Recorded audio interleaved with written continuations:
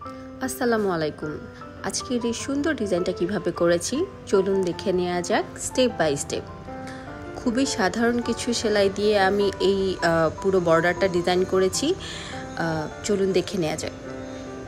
প্রথমেই এরকম কোনা করে একটা ডিজাইন করে নিচ্ছি, যেটা আমি আসলে করেছি ব্ল্যাঙ্কেট স্টিচ ইউজ করে। দুটো তার নিয়েছি সুতার, একটা ব্ল্যাঙ্কেট স্টিচের মতো ওপর থেকে দিয়েছি এবং একটা সুতো ছেড়ে দিয়েছি, এবং এতেই দেখুন কি সুন্দর কোনা তৈরি হয়েছে।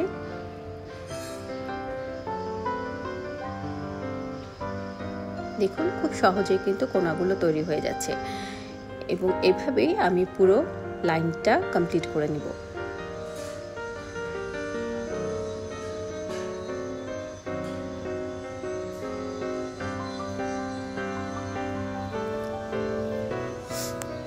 এটাও কিন্তু আসলে ব্ল্যাঙ্কেট স্টিচিং, কিন্তু এখানে আমি আসলে কোনো গ্যাপ দিইনি। পরপর 3টা সেলাই ঘুরিয়ে নিলেই এরকম ফুলের মতো সুন্দর একটা ডিজাইন হয়ে যায়।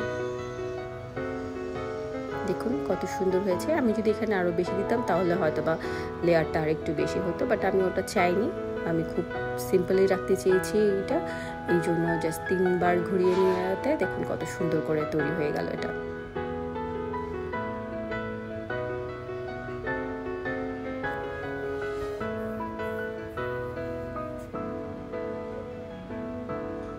ব্ল্যাঙ্কেট স্টিচ আসলে অনেকভাবে ইউজ করা যায়। আমার অলরেডি একটা ভিডিও আছে, যেটা আপনি চাইলে আমার চ্যানেল ঘুরে আসতে পারেন, যেখানে আমি এই সিম্পল ব্ল্যাঙ্কেট স্টিচটা অনেকভাবে দেখিয়েছি, যে কিভাবে আপনারা চাইলে ব্যবহার করতে পারবেন। খুব সহজ থেকে খুব ক্রিয়েটিভ কিছু ওয়েতে দেখিয়েছি, আপনারা চাইলে একবার দেখে আসতে পারেন।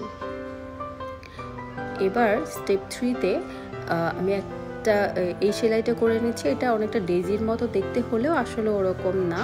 এটা জাস্ট দেখুন যেই পয়েন্ট থেকে আমি সুতোটা উঠাচ্ছি ওই অ্যাঙ্গেলের নিচ দিয়ে ঘুরিয়ে ওখানেই আবার সেলাইটা শেষ করে ফেলছি। এতে দেখুন কোনাগুলো দেখতে খুব সুন্দর হচ্ছে। দেখুন নিচ দিয়ে দিচ্ছি, ওপর দিয়ে না কিন্তু।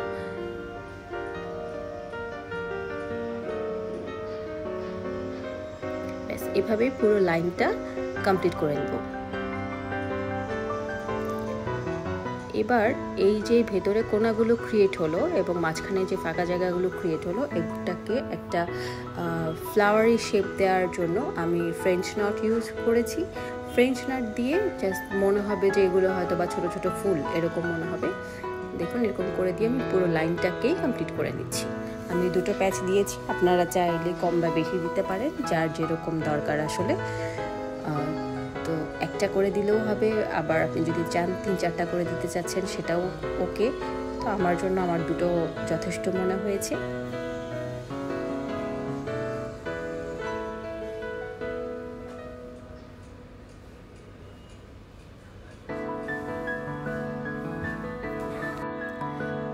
তো এবার একদম নিচের বর্ডারটা শেষ হয়ে গেছে। আমি একটু ওপরের দিকে কিছু ডিজাইন করব, কিছু ফুলের শেপ বানাবো, তাই ডিজাইনটা একটু ঘুরিয়ে নিলাম। দেখুন প্রথমে 3টা কোনা করে নিয়েছি নর্মালি, একদম জাস্ট রানিং স্টিচ ইউজ করে, এবং এরপরে সেই একই ব্ল্যাঙ্কেট স্টিচটা দিয়েই কিন্তু আমি ফুলটা বানাচ্ছি। দেখুন কীভাবে এখানে যখন পাপড়িগুলোকে বোঝানোর জন্য আমি কিন্তু কোনাগুলোতে লক করে দিব, এতে করে প্রত্যেকটা পাপড়ি আলাদা আলাদা বোঝা যাবে, এবং এরকম করে 3টা পাপড়ি বানাবো।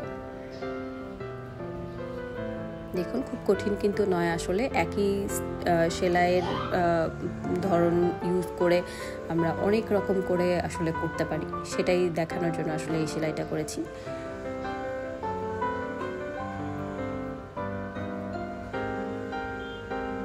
আমি এটা করতে করতে এই ফাঁকে আপনারা চাইলে আমার চ্যানেলটা সাবস্ক্রাইব করে ফেলতে পারেন, পরবর্তীতে এরকম সহজ সহজ বেশ কিছু ভিডিও দেখার জন্য আমার সাথেই থাকতে পারেন।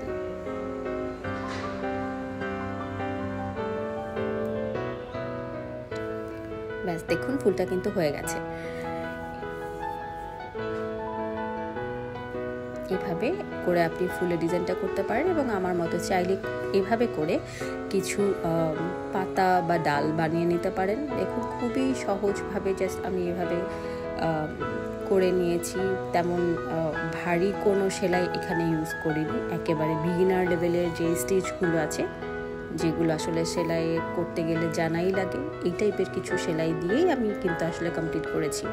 তো আজকের মতো এই পর্যন্তই। Thanks for watching.